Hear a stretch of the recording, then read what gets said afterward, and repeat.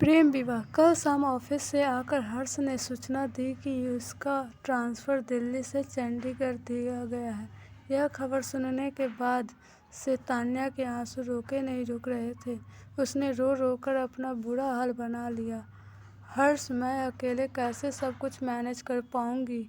यहाँ क्षितिज और सौम्या भी इतने बड़े नहीं हैं कि मेरी मदद कर पाएं। अब घर बाहर, बच्चों की पढ़ाई, सब कुछ अकेले मैं कैसे कर पाऊंगी? यही सोच सोच कर मेरा दिल बैठा जा रहा है, तान्या बोली। तान्या के मुंह से ऐसी बातें सुनकर हर्ष का मन और परेशान होने लगा। फिर बोला, देखो तान्या, हिम्मत तो तुम्हें करनी ही पड़ेगी। क्या करूं? जब कंपनी भेज रही है तो जाना तो पड़ेगा ही।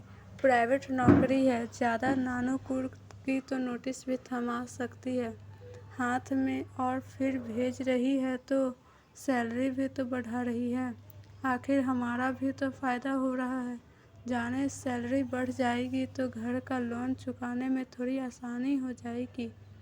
थोड़ी देर चुप रहने के बाद तान्या का तनाव थोड़ा और कम करने के लिए हर्ष फिर बोला, देखो तान्या, महीने का राशन मैं खरीद कर रख ही जाऊंगा।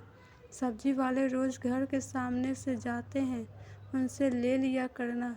अगर वक्त बेवक्त कोई और ज़रूरत पड़ती है तो आस पास के लोग हैं ही, इतना रिश्ता तो हमने बना रखा ही है हर एक से कि एक फ़ोन करने पर कोई भी आ खड़ा होगा।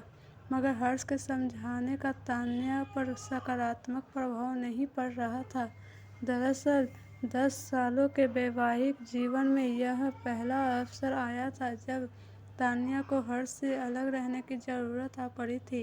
पहले तो तान्या ने भी साथ ही चंडीगढ़ चलने की बात कही, पर दिल्ली से चंडीगढ़ जाने का मतलब बच्चों का नए स्कूल में एडमिशन कराना, नई यूनिफॉर्म खरीदना, वहाँ किराए का घर लेकर रहना और फिर उसका किराया देना, और यहाँ लोन की किस्त चुकाने किसी भी तरह से संभव नहीं होगा।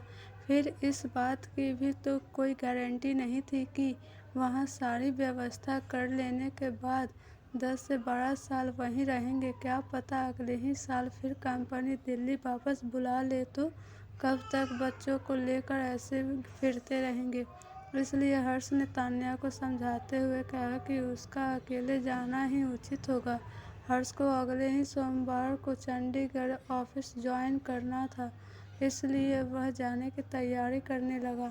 हर्ष भी पहली बार अकेला रहने जा रहा था, इसलिए मन ही मन घबराहट उसे भी बहुत हो रही थी।